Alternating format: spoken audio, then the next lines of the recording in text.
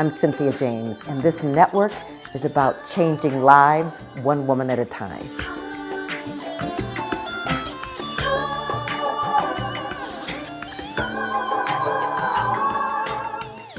Welcome to Women Awakening. I'm your host, Cynthia James. You know, joy fills my soul when I get to do these recordings and I get to bring extraordinary women to you. Some of the women I know, some of them I don't, but they all inspire me because each and every one of them has said, I'm going to take control of my life. I'm going to bring passion to this planet. I'm going to be a game changer and make a difference. So I want you to meet them because I guarantee you every single woman will give you some aha moment that you can take away and use in your own life. We are on all the platforms, Spotify, iTunes, iHeart, Spreaker, Amazon, video on YouTube, and we're every week. So come back, subscribe, tell other women, share the videos, and then take the tools and the gifts that they give you, because you're here to be a game changer. You're here to make a difference. You can also go to cynthiajames.net, and I have a newsletter, and you can join my community. I'd love to play with you. So let me tell you, the woman I'm about to introduce you to, I don't even remember where we met, but she just is sparkle. She's just sparkle and light and love. Her name is Tama Kieves. She's an honors graduate of Harvard Law School. She left her practice to write and help others create their most extraordinary lives. So she is the best-selling author of 4 books, and her latest is Thriving Through Uncertainty. It's been featured in USA Today, ABC, Oprah Radio, and more.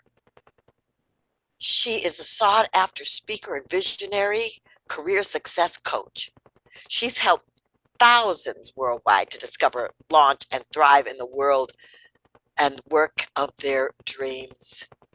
She is high energy and an extraordinary being. Tama, welcome. With an intro like that. Well, I'm so happy to see you. And I want to start with how you were born and brought up, because chances are you didn't come on the planet and say, oh, I'm going to be a best-selling author and I'm going to change the world. Yeah, I'm going to be a game changer. I love that.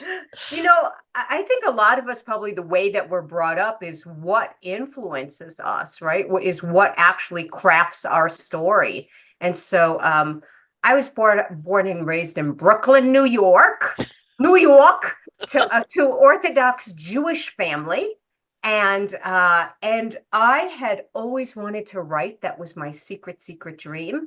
But when you're at least in my Brooklyn, New York Orthodox Jewish family, that was like not kosher. You know, that was like, you're going to write, you're going to starve, you're going to write. You know, it was just, and that was the end of go for your dreams talk, you know. And so I just buried that. I completely buried my dreams. I completely just denied what I wanted to do, because that was what you were supposed to do. You're supposed to be reasonable and practical. And that influenced everything, because then I went off to law school because that's what you were supposed to do.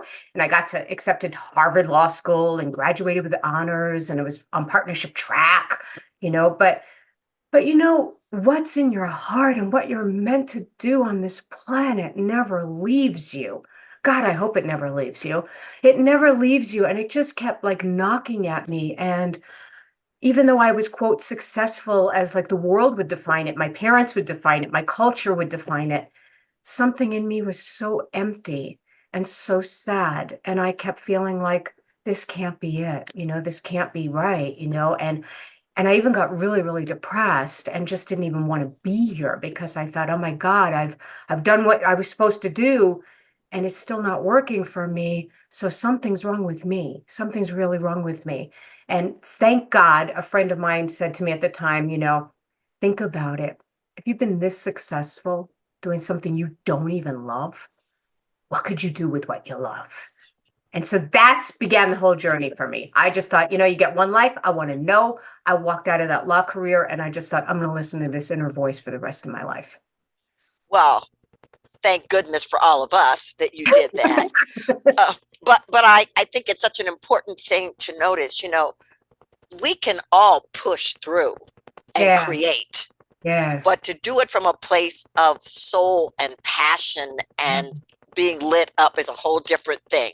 So so here you are, a lawyer. This is what you studied. You've done all this stuff. So now you decide you're going to be a writer. Did you know what you were doing? No. Do I still know what I'm doing? No. you know, I knew I had that desire or that dream, but it terrified me. Like, write what, write how do you make a living, all of that.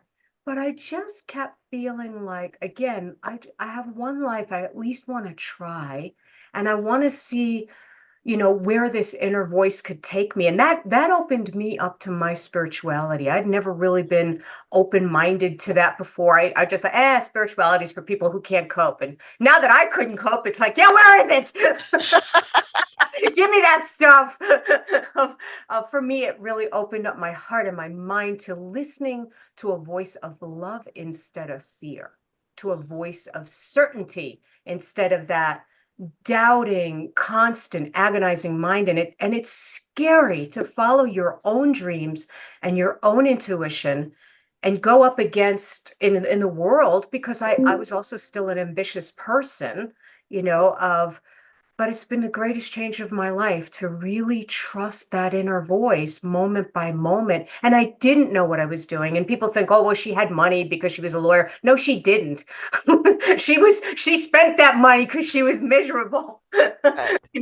And so no, I didn't know what I was doing, but moment by moment, I kept following what I call the breadcrumbs of just that next instinct and that next instinct. And I did all kinds of things. I did, work to support myself while I, wrote but I just kept feeling like this has to be right. Because every time I did write, even though I didn't know what I was doing initially, it just filled me. It gave me energy, right? And I always feel like the things that are right for you, they give you energy, they give you meaning.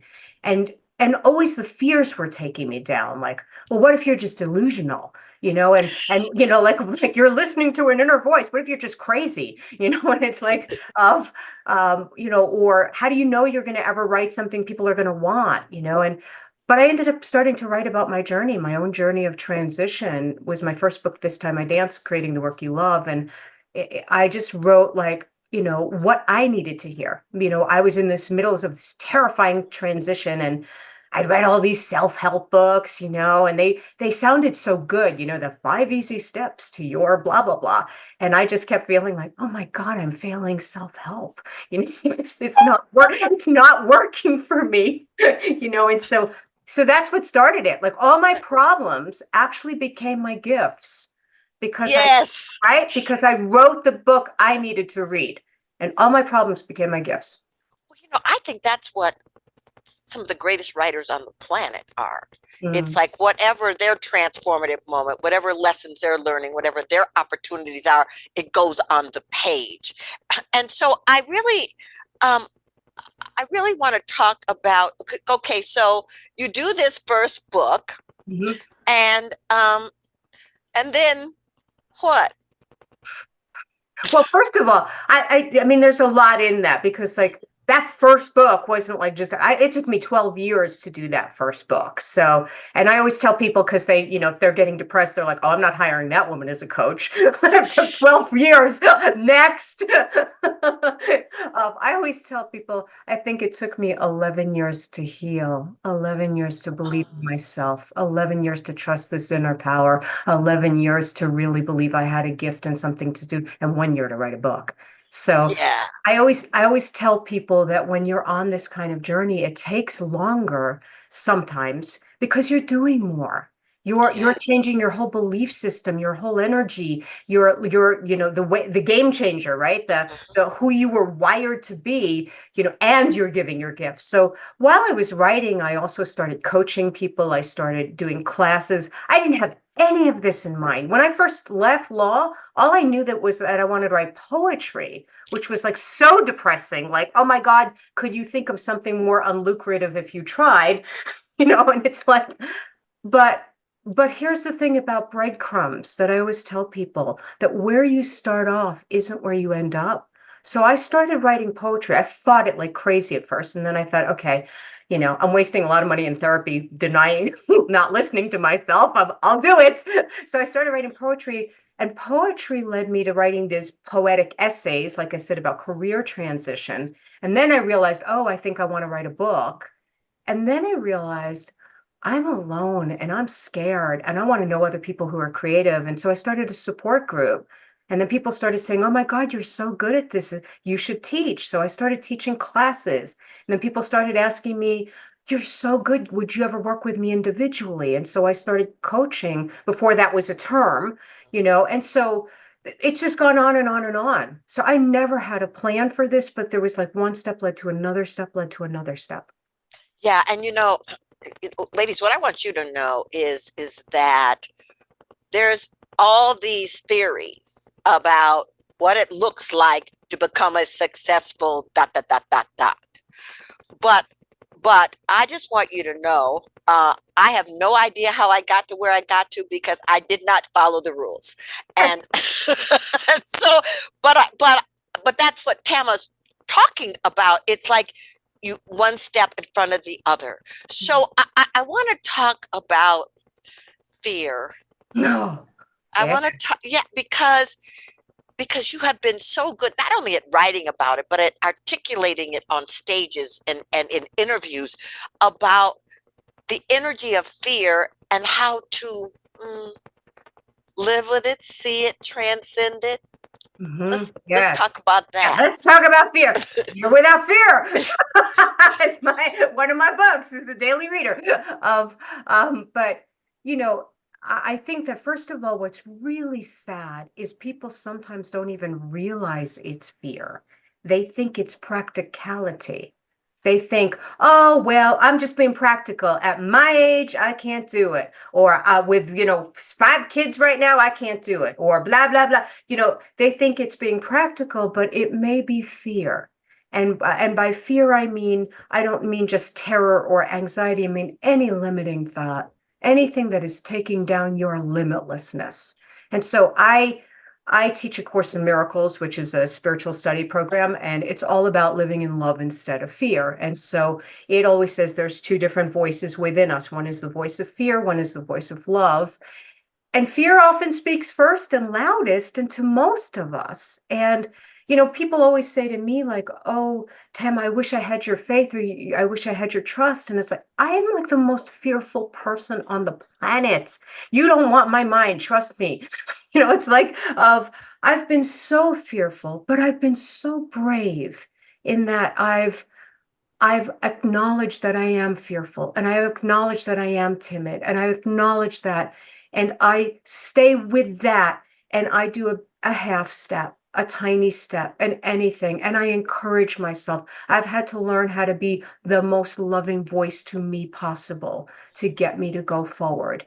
And I think it's why I'm a good teacher, because I'm not somebody that's, oh, well, in my great life, I got it all down. Like, well, good for you. But I think we're always going to be dealing with fear because we're always going to be growing to our next level. You're always Yes. going to your edge. So if you're not dealing with fear, you're probably not growing. It's just the difference of learning how to listen to that other voice in you. And one of the best ways is just to pay attention to how it feels. Love always feels peaceful. It feels good. It feels right. Even when you're scared, even when, love doesn't always tell me, oh, that's okay. Don't grow, Tama. It never says that. You don't like that risk. Don't do it. Never says that, unfortunately. It will encourage me to take steps I'm terrified about. but it will do it with love. It will do it with peace. It will do it with this remembrance that I am not alone. That when you are listening to your heart and you are listening to your love and you're listening to your creative soul or your intuition, I just want you to try on that that's a bigger power and we're not alone, right? And Yes. that's what we're leaning into. Okay. 100% agree. But does this apply in relationship? Oh, hell no. No. Yeah. Yes, it does.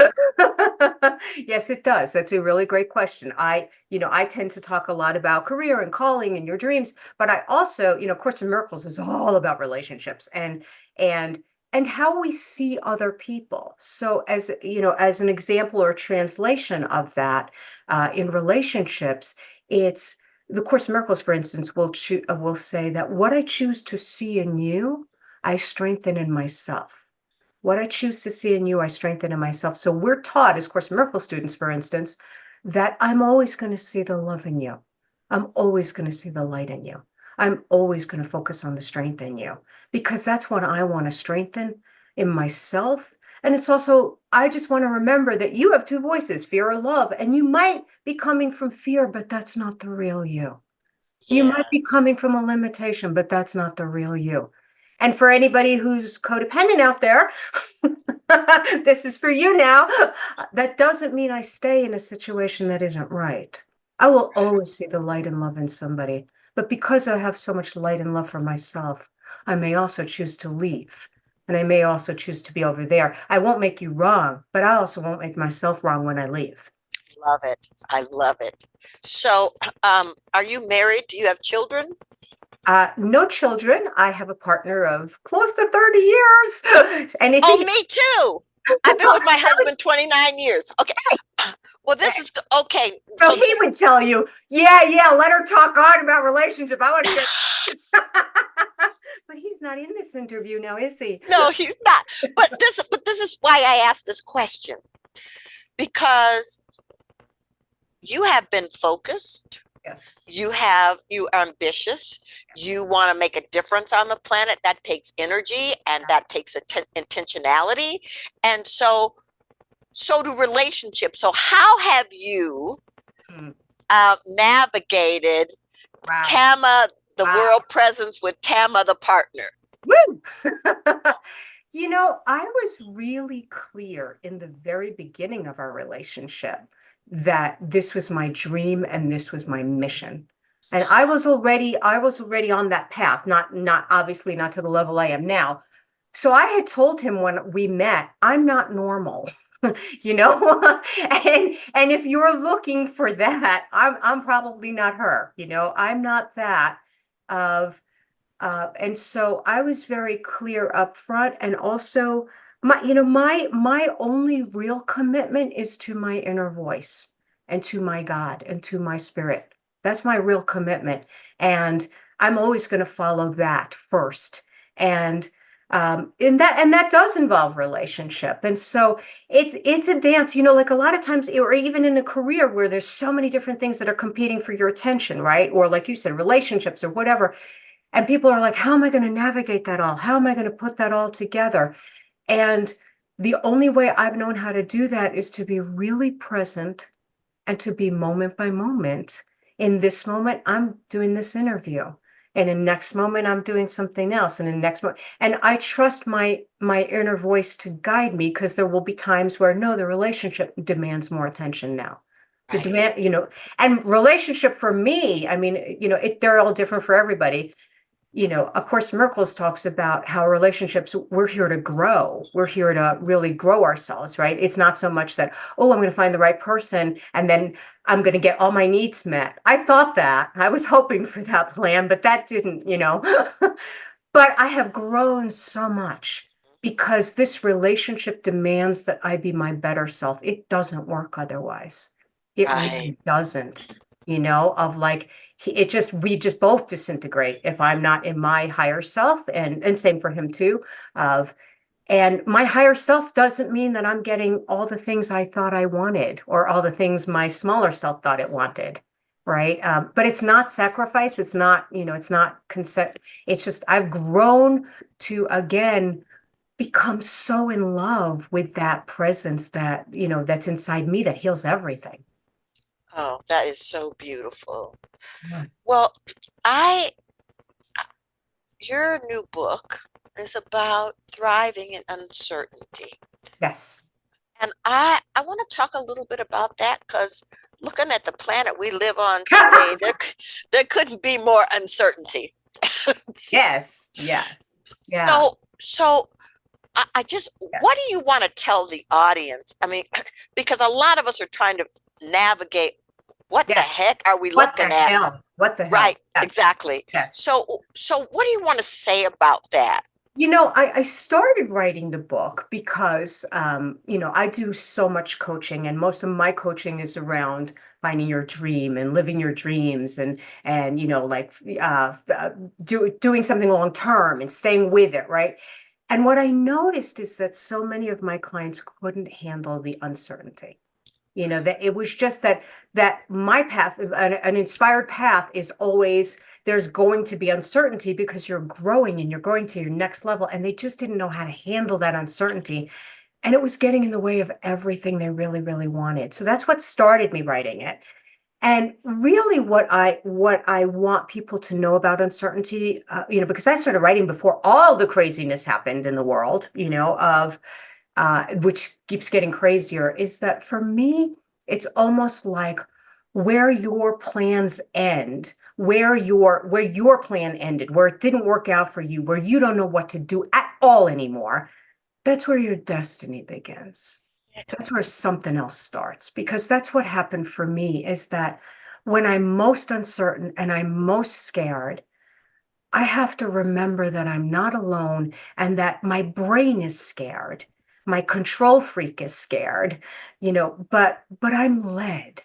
So that's what I want you to know, is that wherever you are, where you're uncertain, the good thing about it, it's going to make you give up your usual ways of doing things and your usual ways of figuring it out and your usual ways of forcing it. You're now beyond what you know how to do, and you're going to finally open up to a superpower, right? Because Yes. you're going to open up to a superpower of that, like, because for all of us, and I have to practice this constantly, to realize, oh my God, I'm not alone. And there is a higher resource. And there is a plan within this planlessness. There is a genius inside all of us. I really think that's what's going on in the planet right now. I think all the crazy uncertainty, all the falling apart, all the hatred and anger and division, I think it's the falling apart of the old ways. I don't think the world is falling apart. I don't think we're falling apart. I don't think your life is falling apart if you're listening.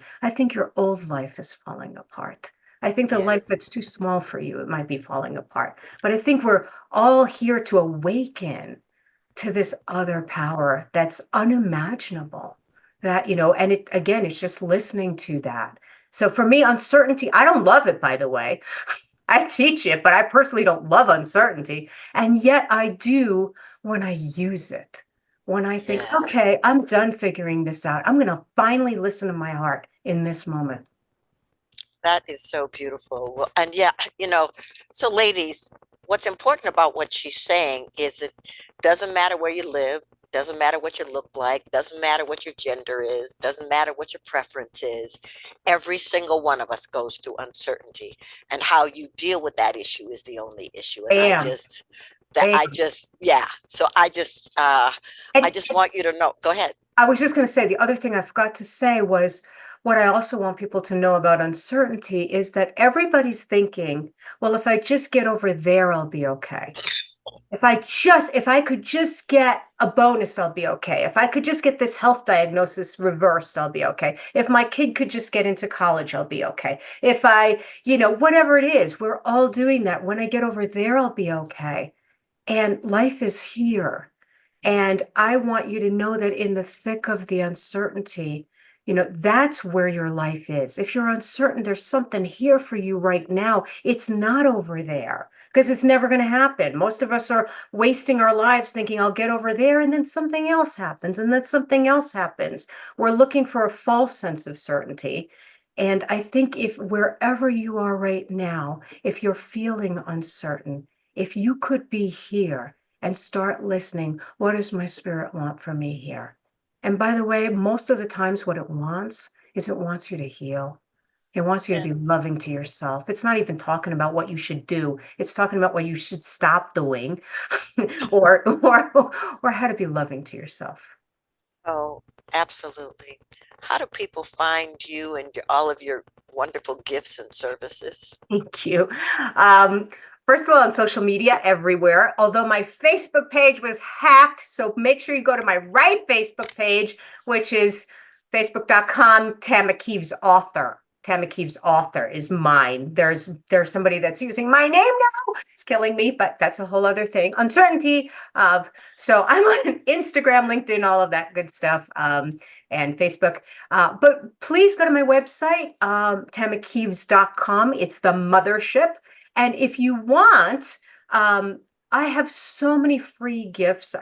You can do 3 different coaching videos with me that are free, that will help you with a lot of what we've been talking about today, that will help you personally to walk through. There's also my free fortune cookies that you get that come into your inbox with an inspired message. So if you go to tamakieves.com/ the word free dash stuff.